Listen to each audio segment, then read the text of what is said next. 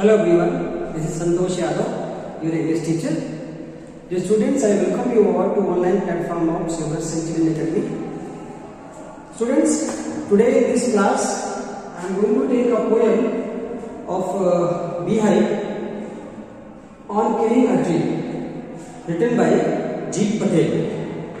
The poet is G. Patel. So, first of all, let us know something about the poet. So G. Patel is an Indian poet. He is a playwright also, a painter, as well as practicing physician. He is born on 18th August 1940 in Mumbai. So basically, he is also an active member of Green Movement. You may have heard. Green Movement is an organization which works for nature, conservation of nature, trees, environment. He is an active member, and all of his writings and poems it depicts shows the deep concern of nature and also the cruelty of human being towards trees, towards nature. Most of his poems and writings you will see, जितनी भी उनकी poem होती है वो प्रकृति के बारे में, एनवायरनमेंट के बारे में, ट्रीज के बारे में होती हैं और जो मनुष्य की जो निर्दयता, जो क्रुएल्टी है टुवर्ड्स नेचर, ये सब हमको इस उनकी पोएम में, इनकी राइटिंग में देखने को मिलता है. Okay, so this poem on killing a tree is also one of them. As you can see the title of the poem on killing a tree means, title से आपको लगेगा या जब आप पोएम को पढ़ेंगे भी तो आपको ऐसा महसूस होगा कि पोएट ने बताया है कि ट्री को किल कैसे करेंगे. He is trying to tell us how to kill a tree. Means poem ये कहना चाह रहा है कि पेड़ को काटना नहीं, पेड़ को किल करने की हमारी अगर इंटेंशन है, if we are intent to, then you will see most of the lines that आपको समझ में आएगा कि इनडायरेक्टली वो ये नहीं कह रहा है कि पेड़ को किल कैसे करना है. ठीक है, तो he is drawing our attention towards trees, towards nature. He tried to convey a message, the sensitivity towards trees, towards nature. We should have feelings. As you know, trees are also living things, so we should treat it like living creature, living thing. We should have the sensitivity towards trees. तो हमें ये message है कि पेड़ को काटना नहीं है, क्योंकि पेड़ इतनी आसानी से वो पेड़ बड़ा नहीं हुआ है. It has taken many years to grow. धीरे धीरे consuming the earth, soil, air, water सब कुछ देते हुए पेड़ बड़ा हुआ है. तो अगर आप उसको कट कर रहे हैं, इनडायरेक्टली कट कर रहे हैं, तो it has the survival instinct कि वो दोबारा से बढ़ना चाहता है और बढ़ेगा. It will regrow and it will retain its glory. It will come to its former size. जैसे वो था फिर से वापस उस साइज में आ जाएगा जहां से भी उसको कट करेंगे. बट द लास्ट स्टैंजा हम लोग ये देखेंगे कि पोएट बता रहा है कि अगर आप उस पेड़ को किल करना चाहते हैं तो you have to uproot it, you have to take it out from the earth. पूरी तरह से रूट से, जड़ से उसको बाहर निकालना पड़ेगा. So these are the messages which we will see in this poem, that trees are living beings just like any other form of life. Yes, they have a strong survival instinct. It's not an easy job, it's not very easy to kill a tree, because trees can withstand with any type of assault, any kind of trauma. It is not easy to kill them. Okay, because they have never a say die attitude. कभी भी उनका ऐसा attitude नहीं है. उनका attitude है to regenerate, regrow. Every time they are attacked or injured or scrapped, they heal themselves. कहीं से अगर उसको कट करते हैं आप, it will heal itself. अपने आप को दोबारा से उसके जो घाव है वो भर जाएंगे, मतलब अपना it's will come to its former size. जैसे था वैसे आ जाएगा and it will regain its glory. However, if they are uprooted, you are uprooting trees and left in the air, the sun, they die. These are the things. तो ये हम इस poem में पढ़ने समझने जा रहे हैं. तो let us read one by one all the stanzas and I'll make you understand the meaning of the poem. Okay? First of all, poet is highlighting that the trees are highlighting the fact that trees are living things. We should treat it like living things, like other living things, other living creatures we treat. Trees is also one of them. ठीक है? Okay. Let's start. It takes much time to kill a tree. Not a simple jab of the knife will do it. It has grown slowly, consuming the earth, rising out of it, feeding upon its crust, absorbing years of sunlight, air, water, and its leprous hide, sprouting leaves. In the very first line, in the beginning of the poem only, the poet is telling that it takes much time to kill a tree. Means it is not an easy job to kill a tree. एक tree को किल करना इतना आसान नहीं है. क्यों? Not a simple jab of knife will do it. Simple jab of knife, students. Jab means to blow your axe knife very roughly. A rough attack, rough blow. अगर एक प्रहार आप कर दें तो it's not easy, it's not enough for the tree to kill it. इसको मारने के लिए काफी नहीं है. It has grown because क्यों? It has grown slowly, consuming the earth, rising out of it, feeding upon its crust, absorbing years of sunlight, air and water. क्योंकि वो पेड़ धीरे धीरे slowly धीरे धीरे बड़ा हुआ है. कैसे?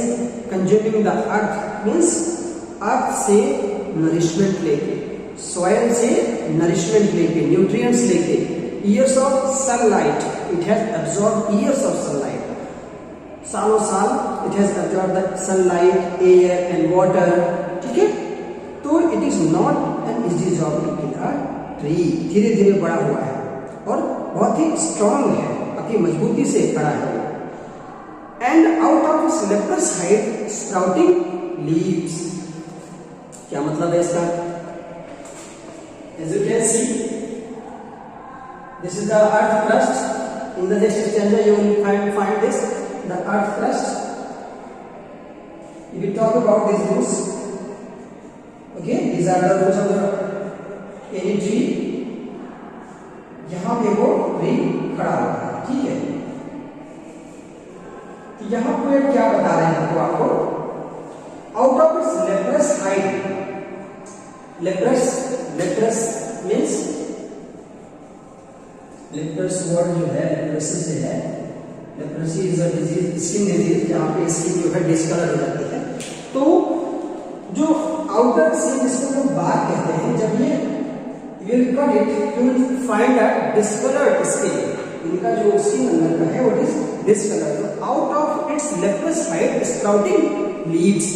तो जो पत्तियां निकलती हैं, यहाँ से ब्रांचेस निकलती है, पत्तियां निकलती है, स्मॉल छोटी small branches, leaves you get, then branches, तब जाके वहां पे वो बड़ा सा पेड़ होता है. It is huge size, become a huge size tree. ठीक है? तो लेप्रस साइड यहाँ का मतलब उसकी डिस्कलर्ड स्किन, बाल के नीचे जिसे कहते हैं. Okay, let's move on to second stanza. So hack and chop, but this alone won't do it. Not so much pain will do it. The bleeding bark will heal, and from close to the ground will rise curled green twigs, miniature boughs, which if unchecked will expand again to form a size. Yes. So hack and chop. Hack means simply cutting it and chopping it. मतलब अगर आप उसको cut कर रहे हैं, आपका intention है कि हमने उस पेड़ को कट कर देंगे, it will die, it will be killed. No. So hack and chop will alone won't do it. उसको आपका उसको कट करना उस पेड़ को किल नहीं कर सकता. Not so much pain will do it. It can withstand the pain, वो उसको बर्दाश्त कर सकता है, ये उसके लिए काफी नहीं है। Not so much pain will do it, the bleeding bark will heal and from close to the ground will rise curled green twigs. Bleeding bark, जहां से आप उस पेड़ को कट करना चाहेंगे, सपोज यहां पे आपने कट किया उस पेड़ को, तो bleeding bark because you have bounded, यहां से उसको आपने जख्मी कर दिया, तो इट विल हील इटसेल्फ, वो कुछ दिन बाद फिर से वो उसके ऊपर वापस आ जाएगी, मतलब अपने आप को, अपने घाव को वो भर लेगा। और आप कहीं से कट कर रहे हैं तो यहां से क्या होगा, फिर से छोटी छोटी लीव्स और छोटी छोटी ब्रांचेस यहां से निकल जाएंगे, जहां से भी आप उसको कट करेंगे। तो दिस इंस्टिंक्ट इट है, ठीक है। तो it will heal itself from curl, it will rise curl green twigs, छोटी छोटी ग्रीन ट्विग्स, स्मॉल ब्रांचेस, ठीक है। Leaves will come out, leaves will germinate, फिर धीरे धीरे after that miniature balls, balls means branches, balls means branches, छोटे छोटे small, जहां से बाद में छोटी स्मॉल ब्रांचेस विल ग्रो, जहां भी आप उसको कट करेंगे, okay. And it will which if unchecked will expand again, cut करके आपने छोड़ दिया, यहाँ पे एक नई ब्रांच निकल आएगी, या सपोज आप किसी चीज को यहाँ से कट कर दे रहे हैं, यहाँ से कट कर रहे हैं, तो वापस से पहले छोटे लीव्स आएंगे, फिर ब्रांचेस आएंगे ऊपर, फिर ये again will come to its formal size, फिर से वो पेड़ अपने पुराने रूप में टू इट्स फॉर्मल साइज जैसे वो था वैसे फिर से ये पेड़ बड़ा हो जाएगा और खड़ा हो जाएगा वापस से, okay. Now finally in third stanza the poet is telling that no, the root is to be pulled out of the anchoring earth, it is to be roped, tied and pulled out, snapped out or pulled out entirely out from the earth cave, and the strength of the tree exposed, the source white and wet, the most sensitive hidden for years inside the earth. तो it is not enough, उसको cut कर देंगे तो दोबारा से it will begin its glory, it will new branches will come and will expand to its side.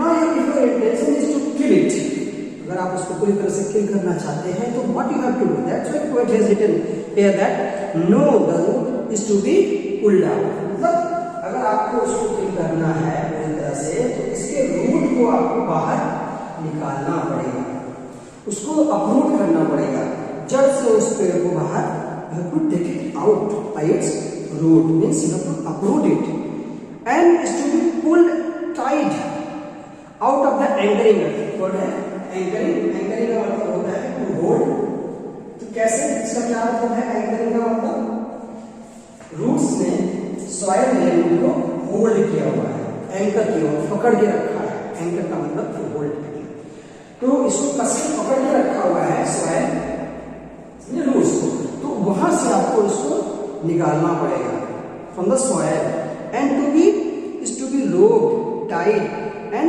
Pulled out, okay, snapped out, रस्सी के सहारे you will use ropes to take it out, रस्सी के सहारे you will pull it out and snapped out, snapped out means to cut it, निकालेंगे फिर इसको आप कट करेंगे, पुल्ड आउट एंटायरली, पूरी तरह से रूट्स के साथ पूरी तरह से, you have to take it out entirely out from the earth cave, cave का क्या मतलब है, केव का मतलब है बच्चों कि when you will take it out by the root, तो it there will be a place, यहां पे जगह जो बन जाएगी, तो ये उसके लिए केव का काम कर रही थी, उसके अंदर छुपी थी ना, it was hidden inside the earth, तो केव गुफा, तो ये जब यहां से निकलेगा तो यहां एक जगह बन जाएगी, तो उसको केव बता रहे हैं, ठीक है। And the strength, and now the strength of the tree exposed, the source white and wet, the most hidden sensitive hidden for years inside the earth. Yes, root is the most sensitive part of a tree. किसी भी tree का काम का जो sensitive part होता है वो root होता है. And it is hidden for years. सालों से ये छुपा हुआ था but when you have uprooted it, पूरी तरह से जब इसको आपने बाहर निकाल दिया तो इसका जो स्ट्रेंथ थी, सारी स्ट्रेंथ इसकी जड़ में थी, सारी शक्ति, क्योंकि पूरा nourishment tree has taken from years from its roots only, sunlight, other nutrients, sorry root, water and other nutrients it has taken from its root. तो इसकी स्ट्रेंथ तो यही थी, जब आपने उसको पूरी तरह से बाहर निकाल दिया तो strength is exposed, the source wide and wet, source means source of nutrient, जो भी उसको मिलता था यहाँ से वो सब अब बाहर आ गया है। The most sensitive hidden for years inside the, सालों से यहाँ पे छुपा हुआ था, it has all come out. Okay, finally the fourth last stage of this poem. Now, then the matter of scorching and choking in sun and air, browning, hardening, twisting, withering, and then it is done. When you have uprooted it, you have pulled out, पूरी तरह से आपने जड़ से बाहर निकाल दिया है, तो what? When the matter of scorching and choking, अभी भी ये पेड़ मरा नहीं है, then also you have to wait patiently. आपको इंतजार करना पड़ेगा। क्या? The final process is scorching and choking in the sun and air. It will burn. वो धीरे धीरे सनलाइट को ऑब्जॉर्व करेगा और वो सूखेगा। It will be dried. तो scorching and choking का मतलब यही झुलसना होता है। तो in sun and air, browning and hardening, what will happen? Branches, leaves will get brown, discolour होगा, ब्राउन कलर होगा, it will become hard, और बहुत ज्यादा उसकी ब्रांचेस जो है लकड़ी बहुत ज्यादा सख्त हो जाएगी। ट्विस्टिंग एंड विदरिंग, फिर सिलसिला होगा ट्विस्टिंग एंड विदरिंग, मुड़ना, एंड फाइनली विदरिंग मतलब डिके, डिकम्पोज। अब वो पेड़ विदर कर गया है and then it is done, finally you have killed that tree. Poet has given a very beautiful message that you have killed the tree. You have killed the tree. हम लोग tree को cut करते हैं तो it has that ability to withstand with any kind of assault.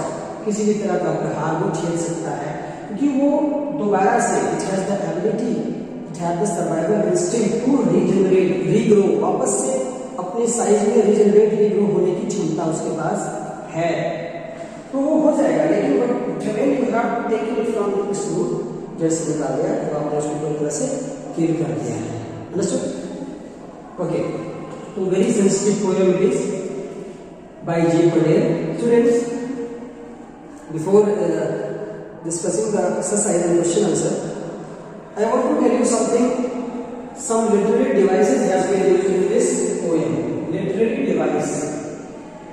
Literary device का मतलब होगा किसी poem में some things which is used by poem. कुछ ऐसी चीजें जो थोड़ा poem से अलग है। जैसे in this poem, two literary devices has been used. That is alliteration. ये होता क्या है, इसको आप जान लीजिए। alliteration सुना होगा आपने। alliteration का मतलब होता है repetition of consonant sound। Hindi में आपने सुना होगा अलंकार, अनुप्रास अलंकार। ये होता है किसी एक कॉन्सोनेंट साउंड का रिपीटिशन, बार बार आना। तो repetition of consonant sound, repetition is used कहां कहां यूज हुआ है, थोड़ा सा देख लेते हैं। Yes, can see bleeding bark. Bleeding bark में वन मोर डिवाइस है, देखेंगे bleeding bark, you can see B consonant, this is repeated, V sound is repeating, again will heal, can see L. So these are the literary devices which is used, you should know. Second one, metaphor. Metaphor किसे कहते हैं? Direct comparison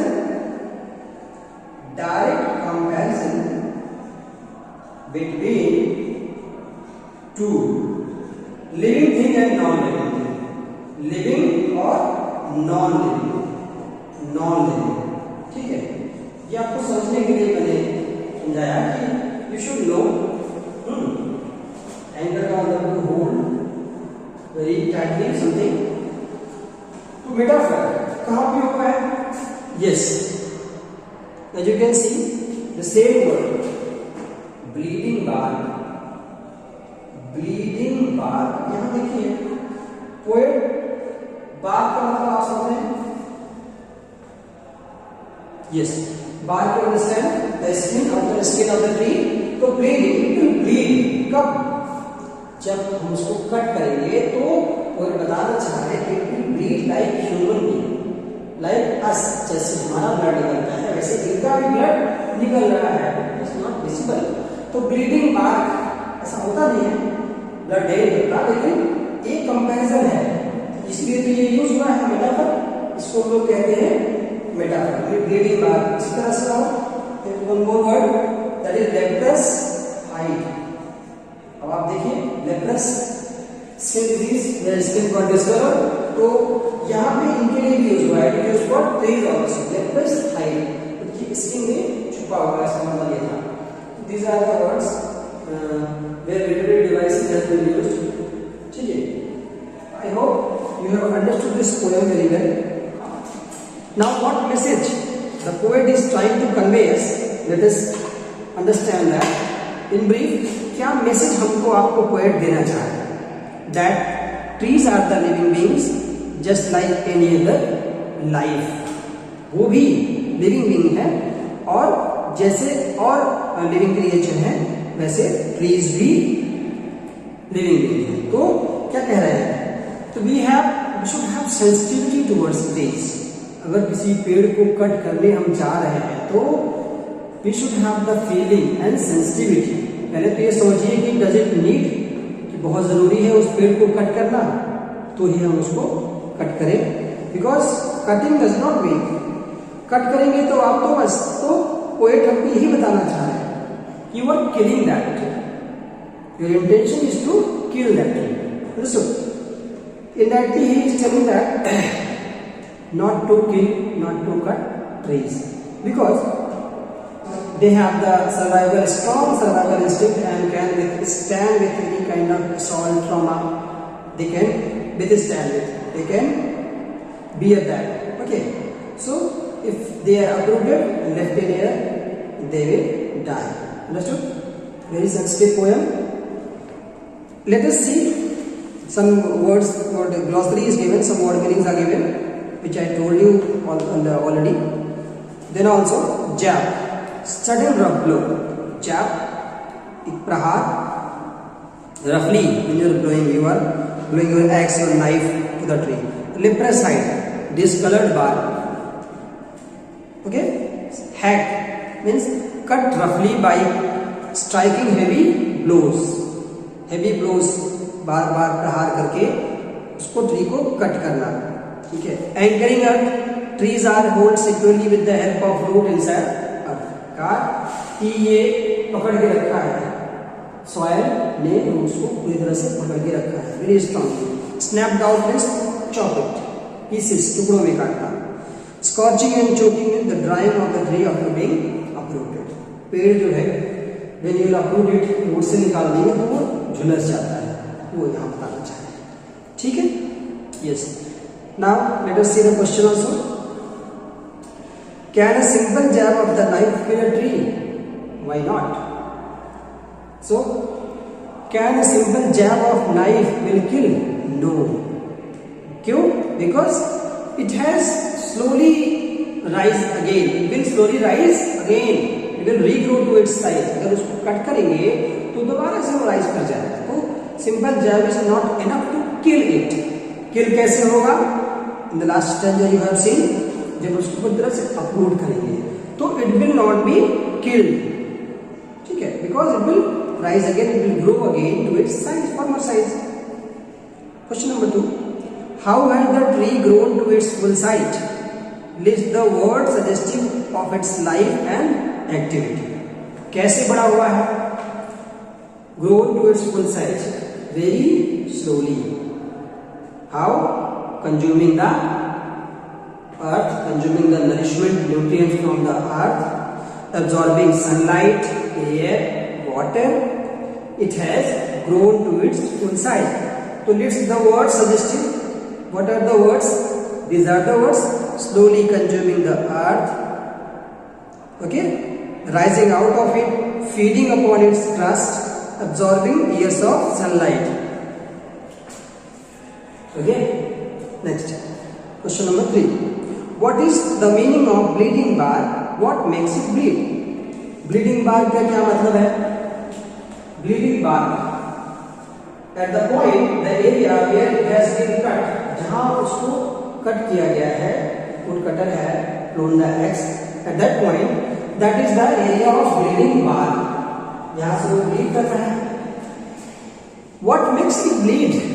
Because wood cutter है, cut it, तो इसकी वजह से ये bleed कर रहा है. वहां से कट हो गया है. That's why it is bleeding. Okay. So in fourth question, the poet says no in the beginning of the third stanza. What does it mean by this? Yes. What does the poet mean by this? The poet wants to say that merely chopping of the tree, cutting of the tree will not kill it. That's why it is saying that the fact that merely chopping of the tree would not kill it. Okay, the tree would grow again and retain its original size. Merely if you are cutting it, you are chopping it, it will not kill it. That's why to lay emphasis on this, कि सिर्फ आपको उस पेड़ को cut करना, chop करना, उसको मारेगा नहीं. It will not kill it. Understood? Now, 5. The question is, what is the meaning of the anchoring earth and earth cave? Yes, as I told you, anchoring earth is soil has anchored its root, पूरी तरह से करके रखा है. तो इसका मतलब हो गया उसने इसको होल्ड किया हुआ है. ठीक है. Second part, role of the anchor to grow, they ensure the security and tree that nourish with the water and nutrients. Earth cave refers to the ground on which the foundation of the tree is laid. Keep का मतलब हो गया कि जहां पे इसका tree का foundation है. ये केव लाइक स्ट्रक्चर जब आप रेनबो निकालते हैं तो आप देखिए कि यहाँ पे एक पिट बन जाता है. It is a cave like structure. ठीक है. सिक्स्थ क्वेश्चन है, what does he mean by strength of the tree exposed? Okay, when you are uploading, as I told you, it's very sensitive part and the whole strength lies in this root. Tree का जो strength ताकत होती है उसको root में होती है. जब when you are taking it out, जब बाहर निकाल रहे हैं तो उसकी स्ट्रेंथ, उसकी ताकत, it has been exposed, वो अब खत्म हो गई है. Finally, last question, what finally kills the tree? Yes. In the last stanza, when you have taken it out by its root, you have uprooted its tree entirely. So its most sensitive part, that is the root, it is exposed to the sunlight. Now tree will face the sun and the process of scorching and choking is there. Finally twisting and withering. Finally the tree is killed. Okay, students, you will also get a PDF of question answer of this poem. A very sensitive poem it has. You should go through this poem and by this video, and then you will complete your notes, question answer also. Okay, that's all for today. Thank you.